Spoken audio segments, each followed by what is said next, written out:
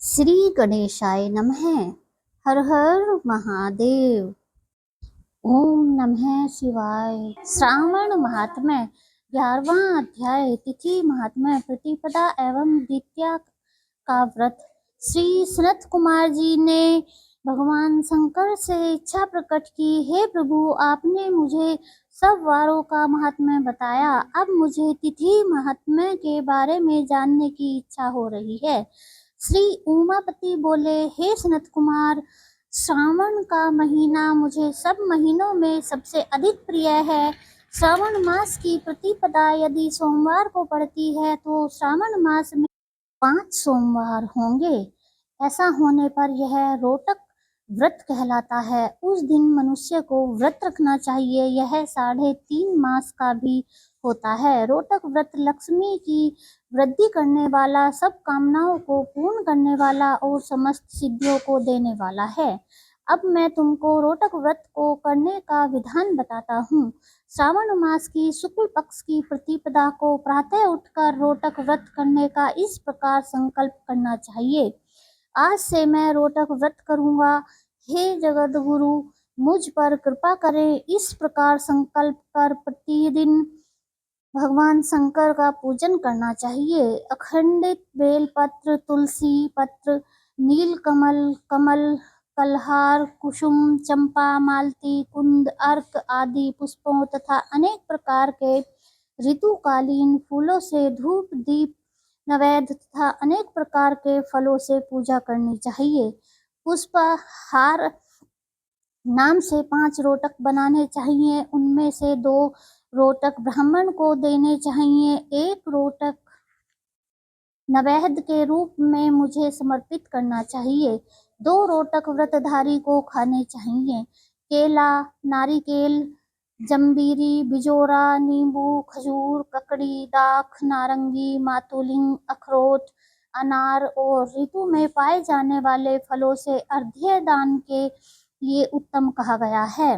इस व्रत को पूर्ण कर लेने पर सब कामना पूरी हो जाती हैं। हे सनत कुमार, अब इस व्रत का पुण्य फल सुनो।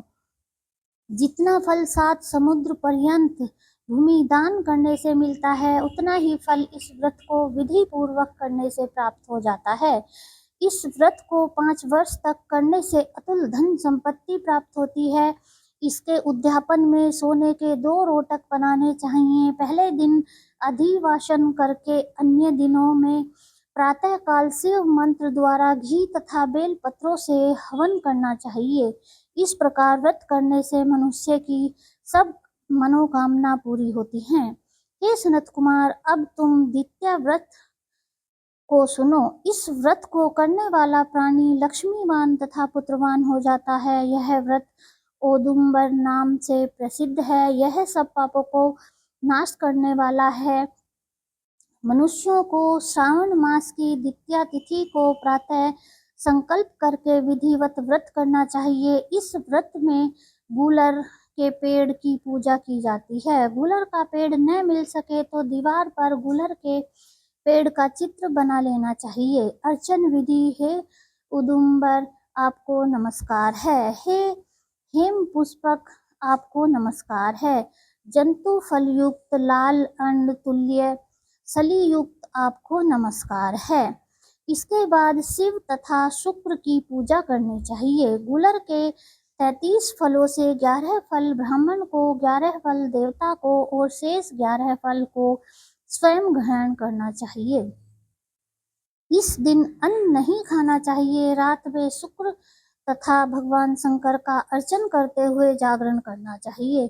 इस प्रकार यह व्रत 11 वर्ष तक करें, फिर इसका उद्यापन करें। उद्यापन में सोने का फल, पुष्प, पत्ते आदि के साथ गूलर का पेड़ बनवाकर उसमें स्वर्ण की बनी हुई शुक्र तथा शंकर की मूर्ति रखकर पूजन करना चाहिए।